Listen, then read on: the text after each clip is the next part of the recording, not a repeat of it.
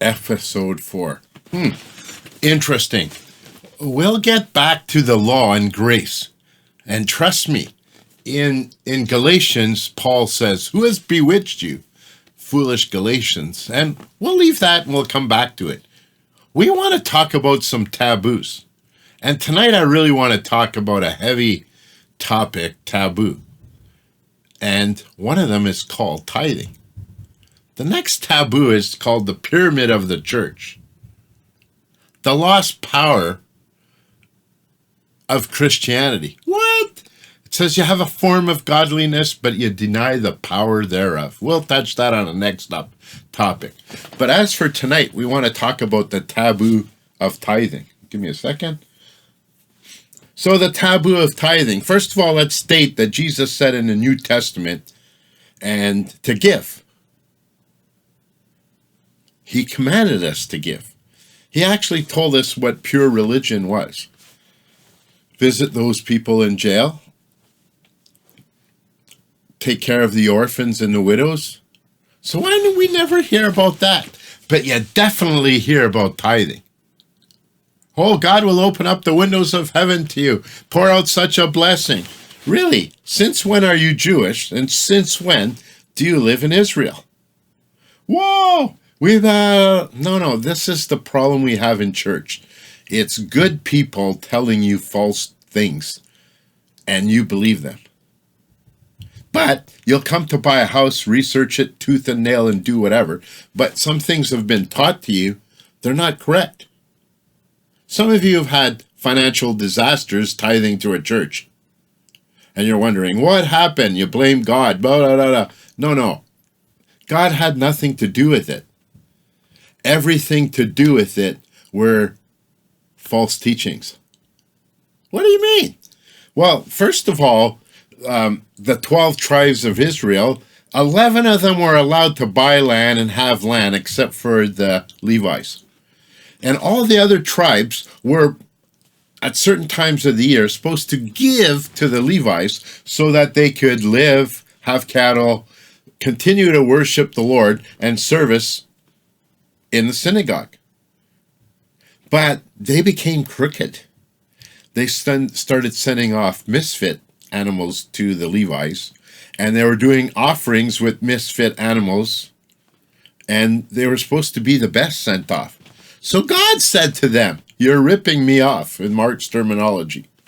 "You're robbing me in tithes and offerings," because the Levites were worshiping God. There's much to be said when you're in worship to God. So why are you being told, or were told, if you don't tithe, your curse will come on you? Really? Jesus settled that curse on the cross. That's the law again. And grace. But some people say, well, if I don't have to tithe, then I don't give.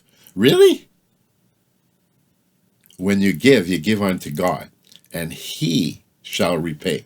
In Matthew 24:25, He states that we looked at His brethren and they were without what? Clothes, food, whatever. So there's lots to say about giving, not tithing. I have a pastor friend who took this on. He did research for probably about 6 months. So just give me a second. Hunger and thirst after righteousness is pretty cool. And he came up with this. It bugged him so much that he went to visit a rabbi. And he said, "Rabbi, yes?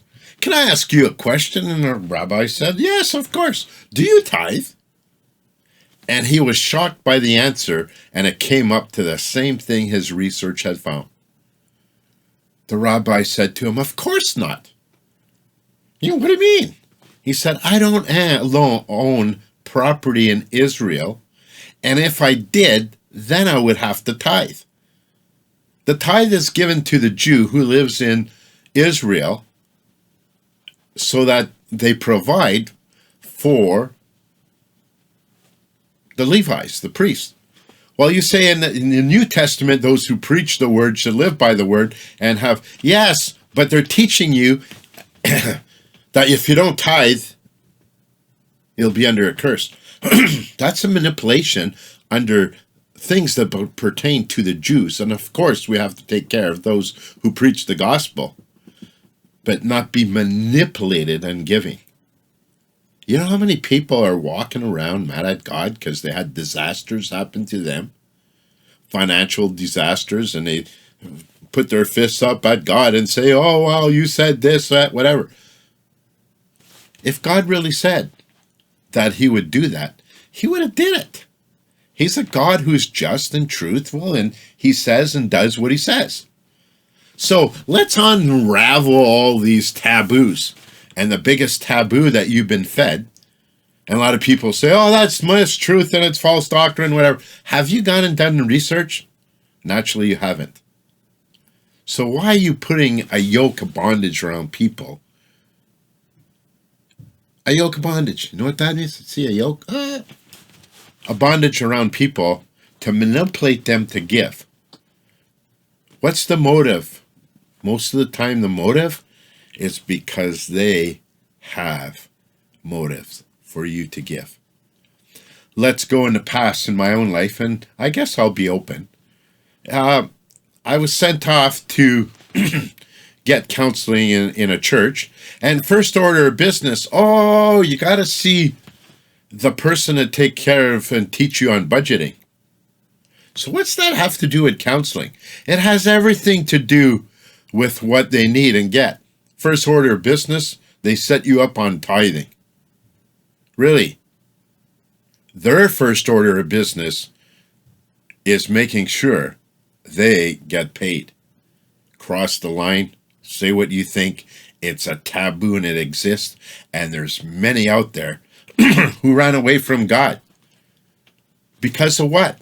They were manipulated and twisted and turned, and they're coming alive. They're starting to say, God, okay, ask me.